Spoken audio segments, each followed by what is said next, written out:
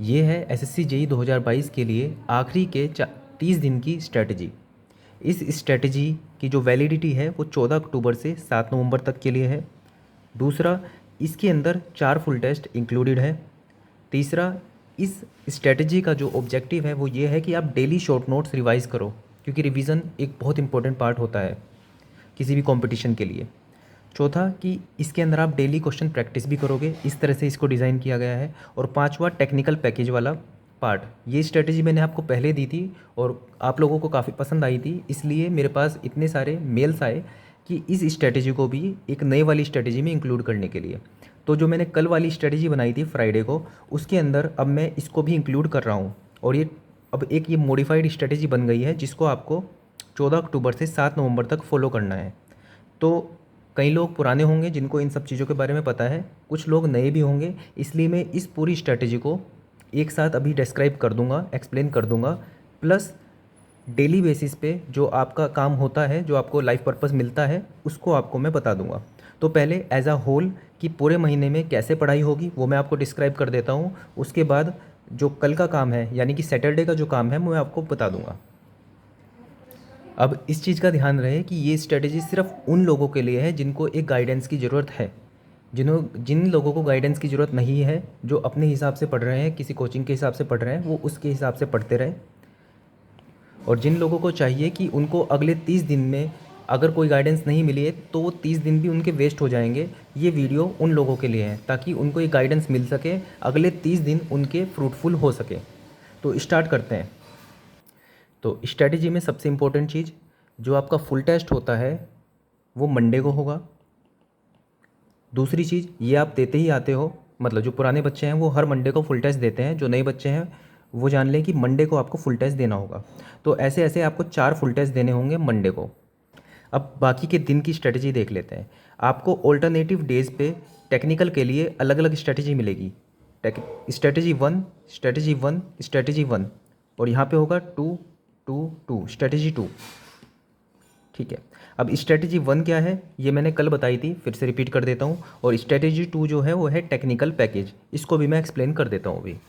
लेकिन इन सब चीज़ों में एक चीज़ कॉमन रहेगी कि आपको डेली 1 घंटा रीजनिंग पढ़ना है, 1 से 1.5 घंटा जीके पढ़ना है। जीके में क्या पढ़ना है वो मैं आपको बता दूंगा डेली बेसिस पे। तीसरा, करंट अफेयर आपको डेली पढ़ना है 30 मिनट। अब कई लोग सोचेंगे कि 30 मिनट में करंट अफेयर में क्या पढ़ लोगे। बात यह है कि आप 2 घंटे पढ़ लो करंट अफेयर, चाहे 4 घंटे पढ़ लो, वो आपके ऊपर है। लेकिन इतना मिनिमम सेट है कि आपको डेली रीजनिंग 1 घंटा करना है। 4 घंटे करना चाहो वो कर लो, लेकिन डेली 1 घंटा तो करना है। जीके 1 से 1.5 घंटा करना है, और करंट अफेयर 30 मिनट्स करना है। अब इसके ऊपर आप जितना पढ़ सको, 2 घंटे 4 घंटे वो पढ़ लो। लेकिन आपको जो ज़्यादा फोकस करना है वो करना है आपको टेक्निकल के ऊपर। इसी इसी बिहाफ पे ये स्ट्रेटजी बनाई हुई है। और ये 30 मिनट सिर्फ एक दिन का नहीं है, ये अगले 30 दिन तक पढ़ोगे तो ये 30 मिनट भी बहुत वैल्यूएबल साबित होगा। तो ये तो आपका 2.5 से 3 घंटे का नॉन टेक्निकल का सेशन है, जो आपको डेली परफॉर्म करना है, डेली आपको पढ़ना है। अब ये ट्यूसडे से लेके संडे तक आपको कंप्लीट करना है, मतलब डेली पढ़ना है। और मंडे को आपका फुल टेस्ट होगा, उस दिन आपको ये नहीं पढ़ना है। तो डेली का ये काम तो आपका हो गया। उसके बाद आते हैं टेक्निकल पे। टेक्निकल शेड्यूल 1, टेक्निकल शेड्यूल 2 के ऊपर। अब स्केड्यूल 1 क्या है, वो है टेक्निकल पैकेज। टेक्निकल पैकेज क्या है बता देता हूँ मैं, जिनको नहीं पता है।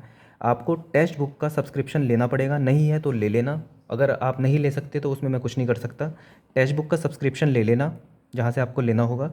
उसके बाद आपको क्या करना है, एसएससी जेई के पीवाईक्यू वहाँ पे गिवन है। ठीक है। अच्छा, कौन सा पीवाईक्यू देना है वो मैं आपको डेली गाइड करूँगा कि आपको आज ये वाला पीवाईक्यू देना है, ताकि एक अथॉरिटी बनी रहे। ठीक है।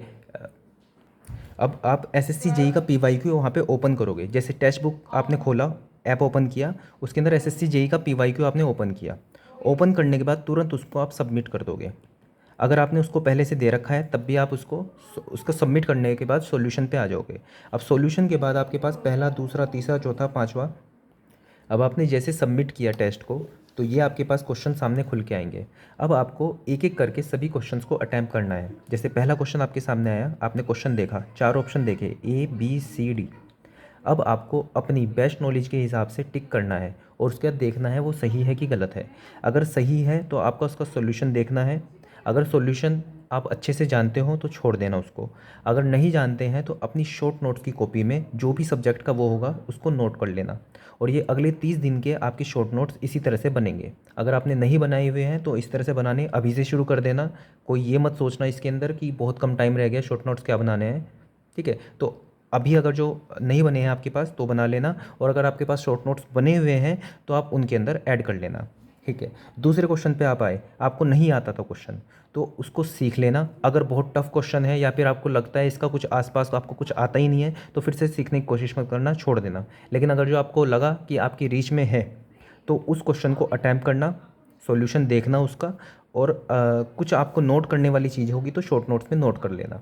तो ये आपका टेक्निकल पैकेज है। इसके अंदर आपको 100 क्वेश्चन अटैम्प्ट करने हैं और ये आप 3 घंटे के लिए करोगे, और इसके अंदर आप सिर्फ टेक्निकल अटैम्प्ट करोगे। रीजनिंग और जीके इसके अंदर छोड़ दोगे। रीजनिंग जीके के लिए आपको अलग से टाइम दे दिया है, उसमें आप कर सकते हो जो आपको करना है, लेकिन ये सिर्फ टेक्निकल के लिए आपको 3 घंटे देने हैं, मतलब 3 घंटे में 100 क्वेश्चन अटैम्प्ट करने हैं। अब 3 घंटे में आप 100 क्वेश्चन नहीं अटैम्प्ट कर पाओ तो कोई दिक्कत नहीं, 50 कर लेना, 40 कर लेना, 70 कर लेना, जितने आप करना चाहते हो कर सकते हो। 3 घंटे की लिमिट मैंने सेट की है, आप इसके अंदर 4 घंटा देना चाहो 4 घंटे दे देना। थोड़ा मॉडिफाई अपने हिसाब से कर लेना, हर एक चीज़ बिल्कुल ऐसे पत्थर की लकीर नहीं है कि मैंने जो बोल दिया बिल्कुल उसके हिसाब से चलो। अपने हिसाब से भी थोड़ा सा इम्प्रोवाइज़ कर लेना इस चीज़ को। बस मैं आपको एक एक ब्लूप्रिंट दे रहा हूँ। तो 3 घंटे आपको ये अटैम्प्ट करना है पूरा पेपर। इससे क्या होगा, एक तो आपको PYQ कंप्लीट हो रहा है, दूसरा आप एक सब्जेक्ट से दूसरे सब्जेक्ट पे जंप कर रहे हो। तो इसकी भी ये भी एक स्किल होती है कि आपने सोम का क्वेश्चन किया उसके बाद सीधा इरिगेशन का हो गया तो आपका आप प्रोसेस कर पा रहे हो, इस चीज़ को नहीं कर पा रहे हो, तो इससे आपकी ये भी आदत बनेगी, ठीक है। तो इस तरह से आपके बहुत सारे SSC JEE के PYQ ख़त्म हो जाएंगे, ठीक है। तो ये आपके पास आया स्केड्यूल 1। एक दिन स्केड्यूल आपको 1 करना है, दूसरे दिन आपको स्केड्यूल 2 करना है। अब स्केड्यूल 2 पे आते हैं। अब स्केड्यूल 2 जो है वो फ्राइडे वाली वीडियो में मैंने बताया था आपको, लेकिन फिर से मैं आपको रिपीट कर देता हूँ। स्केड्यूल 2 का जो ऑब्जेक्टिव होगा वो होगा रिवीजन प्लस क्वेश्चन प्रैक्टिस, और ये भी PYQ से ही होंगे। अब इसके अंदर क्या होगा कि 2 घंटे रिवीजन किस तरह से होगा, जैसे मैं आपको एक बता देता हूँ एग्जाम्पल देके। जैसे शेड्यूल 2 BMC एंड RCC आपको वेडनेसडे को करना है। अब इसके अंदर क्या होगा, चलो पहले 4 सब्जेक्ट वाले से देख लेते हैं। फ्राइडे को जैसे मैंने आपको काम दिया था सोम, सॉइल, हाइड्रोलॉजी एंड इरिगेशन। अब 2 घंटे में आपको क्या करना था, 30 मिनट्स इसको देने थे, 30 मिनट इसको देने थे, 30 एंड 30। अब 30 मिनट में आपको क्या करना था, सोम के जो आपके पास शॉर्ट नोट्स है नहीं है तो हैंडबुक से देखना था आपको, उसके फॉर्मूले, इंपॉर्टेंट कॉन्सेप्ट जो आपने शॉर्ट नोट्स में लिखे हुए हैं उनको रिवाइज़ करना था। अब सवाल ये आ सकता है कि सोम के हम पूरा रिवाइज़ कर सकते हैं 30 मिनट में, नहीं कर सकते, लेकिन रिवीजन तो आपको करना ही पड़ेगा ना। जब एग्ज़ाम से 1 दिन पहले 2 दिन पहले तब भी तो आप सब चीज़ें रिवाइज़ करते हो ना। ऐसा तो नहीं है, ऐसे तो एक सब्जेक्ट करीब एक महीने तक चलता है, तो क्या आप रिवीजन में भी 1 महीना लगाओगे? ऐसा तो नहीं होगा ना। तो इसलिए आपको 30 मिनट में सोम को रिवाइज़ करने की कोशिश करनी है। कर पाओ तो अच्छा है, नहीं कर पाओ तो जितना कर पाओ उतना कर लेना। 30 मिनट से ज़्यादा देना चाहोगे वो दे देना, लेकिन एक मिनिमम लिमिट मैंने सेट की है कि 30 मिनट सोम, 30 minute soil, 30 minute hydrology, 30 minute irrigation, ये आपको करना है। और इसके शॉर्ट नोट्स आपको रिवाइज़ करने हैं, नहीं है तो हैंडबुक से देख लेना, ठीक है। तो पैकेज शेड्यूल 1 मैंने आपको एक्सप्लेन कर लिया पैकेज, और शेड्यूल 2 मैंने एक्सप्लेन कर दिया उसका आधा पार्ट कि आपको 2 घंटे तो शॉर्ट नोट्स रिवाइज़ करने में देने हैं, ठीक है। ये 2 आवर प्लस 2 आवर का शेड्यूल था, तो 2 घंटे तो शेड्यूल रिवाइज़ करने में देने हैं आपको, शॉर्ट नोट्स रिवाइज़ करने में देने हैं। और 2 घंटे तक आपको क्या करना है, 2 घंटे को आप फिर से 30-30 मिनट में बांटोगे, ठीक है। 30-30 मिनट के लिए बांटोगे। जैसे आपको फ्राइडे का ही मैं फिर से रिपीट कर देता हूँ, सोम, soil, hydrology and irrigation.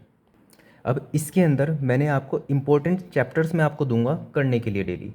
Short notes आप पूरे रिवाइज़ करोगे कि पूरे सोम के रिवाइज़ करोगे इस 2 घंटे में, लेकिन जो जो बाकी के 2 घंटे हैं इसके अंदर जो इंपॉर्टेंट चैप्टर है मैं उसको आपको बताऊंगा। ऐसा नहीं कि हर एक चैप्टर इंपॉर्टेंट है और हर एक चैप्टर से क्वेश्चन आएगा, लेकिन कुछ चैप्टर ऐसे होते हैं जिनसे क्वेश्चन आना ही आना है, तो मैं उन चैप्टर्स को छांट के सेलेक्ट करके आपके लिए मैं आपको चैप्टर दूंगा। जैसे फ्राइडे को मैंने सोम में आपको दिया था सबसे पहला चैप्टर सोम, स्ट्रेंथ ऑफ मटेरियल का, प्रॉपर्टीज़ ऑफ मटेरियल, और दूसरा ट्रांसफॉर्मेशन ऑफ स्ट्रेसिस। ये दोनों बहुत इंपॉर्टेंट चैप्टर हैं, इनको सबसे पहले आपको करना है। तो आपको क्या करना है, 30 मिनट्स आपने सोम को दिए, 30 मिनट्स सॉइल को दिए, 30 मिनट्स हाइड्रोलॉजी इरिगेशन को दिए, और 30 मिनट्स आपने एस्टिमेशन को दिए, ठीक है, हाइड्रोलॉजी इरिगेशन एक साथ था। एस्टिमेशन को दिया आपने 30 मिनट।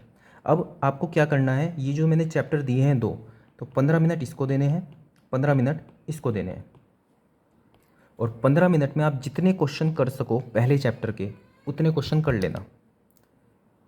आप एक बार कंप्लीट कर चुके होंगे PYQ, लेकिन फिर से अभी आपका एम होना चाहिए कि पूरे 30 दिन के अंदर मैं फिर से PYQ कंप्लीट कर लूँ और सब चीज़ें रिवाइज कर लूँ। तो उसी ऑब्जेक्टिव के साथ ये स्ट्रेटजी बनी है। तो 15 मिनट में जितना ही चैप्टर कंप्लीट कर सको उतना कर लेना। कोशिश करना सिर्फ स्टार मार्क क्वेश्चन करो। स्टार मार्क क्वेश्चन मतलब अगर आपने एक बार उस चैप्टर के सभी क्वेश्चन किए हुए हैं, कुछ क्वेश्चन ऐसे होते हैं जो एक पहली बारी में नहीं बनते या फिर कुछ सिली मिस्टेक हो जाती है, तो उन पे हम स्टार मार्क कर लेते हैं। तो अभी आप 15 मिनट में सिर्फ वो क्वेश्चन करने की ट्राई करना, और 15 मिनट में आप मान लो 10 क्वेश्चन भी कर पाए या 15 क्वेश्चन कर पाए, बस उतना कर लेना। क्योंकि अगर पूरा चैप्टर पढ़ने बैठोगे तो वापस से जब आप रिवीजन पे आओगे तो आप शायद 1 महीने बाद सोम का आपका नंबर आएगा। तो इसलिए इस तरह से आपको चीज़ें करनी है। तो सॉइल का मैंने आपको बताया था, ओरिजिन ऑफ सॉइल पहला वाला चैप्टर, और दूसरा कंसोलिडेशन। हाइड्रोलॉजी इरिगेशन में बताया था मैंने वाटर रिक्वायरमेंट ऑफ क्रॉप्स, और दूसरा रन ऑफ एंड हाइड्रोग्राफ्स। और एस्टिमेशन में आपको मैंने क्वेश्चंस करने के लिए ही कहा था, SSC JEE के PYQ के। आई होप आपने 15 तारीख मतलब सॉरी फ्राइडे को आपने ये अपना स्केड्यूल पूरा कर लिया होगा। ठीक है, तो ये हो गया आपका टोटल स्केड्यूल, ये हो गया ब्लूप्रिंट। अब मैं आपको डे वाइज स्केड्यूल दूंगा। अब मैं डेली इस चीज़ को एक्सप्लेन नहीं करूंगा। अब मैं डेली इस बेसिस पे आपको स्केड्यूल दूंगा कि सैटरडे को आपको ये चीज़ पढ़नी है। ठीक है, अब आपको मैंने सारी एब्रीवेशन सारी चीज़ें समझा दी हैं। अब मैं आपको सीधा सैटरडे का स्केड्यूल देता हूँ। तो जैसे मैंने बताया था, एक चीज़ कॉमन रहेगी, ये नॉन टेक्निकल वाला सेशन। तो 15 अक्टूबर सैटरडे को आपको क्या पढ़ना है, रीजनिंग पढ़नी है 1 घंटा, 30 मिनट्स आपको करंट अफेयर पढ़ना है जनवरी से अक्टूबर तक का। ठीक है, कोई वीडियो देख लेना या फिर मैगजीन से पढ़ सकते हो। और 1 से 1.5 घंटा आपको जीके पढ़ना है। अब इसके अंदर क्या करना है वो मैं आपको बता देता हूँ। अब जीके में आपको सैटरडे को 15 अक्टूबर को यानी आपको क्या करना है, फिजिक्स के अंदर टॉप 100 क्वेश्चन करने हैं, केमिस्ट्री के अंदर टॉप 100 क्वेश्चन, इकोनॉमिक्स में और बायोलॉजी में। बायोलॉजी में जो पेज है टॉप 100 क्वेश्चन का वो मिसिंग है, तो उसके जितने क्वेश्चन गिवन है उतने कर लेना। जो मेरे पास PDF थी मैंने वो अपलोड कर दी थी। अब मेरे पास कोई एक्स्ट्रा PDF नहीं है जिसके अंदर मैं उसके पेज आपके पास अपलोड कर सकूँ। तो ये टॉप 100 क्वेश्चन कहाँ पे मिलेंगे, ये है ब्लैक बुक के अंदर। जिनके पास ब्लैक बुक नहीं है वो इसी वीडियो के नीचे डिस्क्रिप्शन में चले जाना, वहाँ पे ब्लैक बुक का मैंने लिंक दिया हुआ है, वहाँ पे क्लिक कर लेना, या फिर मेरे टेलीग्राम ग्रुप में पिंड मैसेज में देख लेना।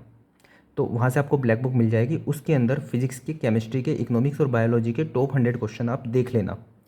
सभी याद नहीं हो पाएंगे तो 50%, 25% जितने कर सको उतने कर लेना। एक बार रीडिंग मार लेना। टॉप 100 क्वेश्चन ये है ही इसलिए क्योंकि ये बहुत बार रिपीट हो चुके हैं, तो एटलीस्ट आपको इतना तो पता होना चाहिए। प्लस पिछले 2 महीने से आप जो पढ़ते हुए आए हो तो उसके आपने शॉर्ट नोट्स बनाए होंगे, एक बार उसको रीडिंग मार लेना। तो कल का काम आपका नॉन टेक का ये रहेगा, 1 आवर रीजनिंग, 1 से 1.5 घंटा जीके और 30 मिनट्स करंट अफेयर। अब आता है टेक्निकल के ऊपर।